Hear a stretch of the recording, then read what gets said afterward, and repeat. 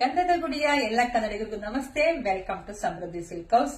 ನಾನು ಹೇಳಿದ್ದೆ ಸ್ಪೆಷಲ್ ಪ್ರಶ್ನೆಯೊಂದಿಗೆ ಬರ್ತೇನೆ ಅಂತೇಳಿ. ಈ ವಾರದ ಎರಡನೇ ವಿನ್ನರ್, ಯೂಟ್ಯೂಬ್ ನ ಎರಡನೇ ವಿನ್ನರ್ ಯಾರು ಆಗ್ತಾರೆ ಅನ್ನೋದನ್ನ ನಾವು ನೀವು ಕಾಯಲೇಬೇಕು. ಯಾರೆಲ್ಲ ನಾನು ಯೂಟ್ಯೂಬ್ ಚಾನಲ್ ಸಬ್ಸ್ಕ್ರೈಬ್ ಮಾಡ್ಬೋದು ಬೇಗ ಸಬ್ಸ್ಕ್ರೈಬ್ ಮಾಡ್ಕೊಳ್ಳಿ.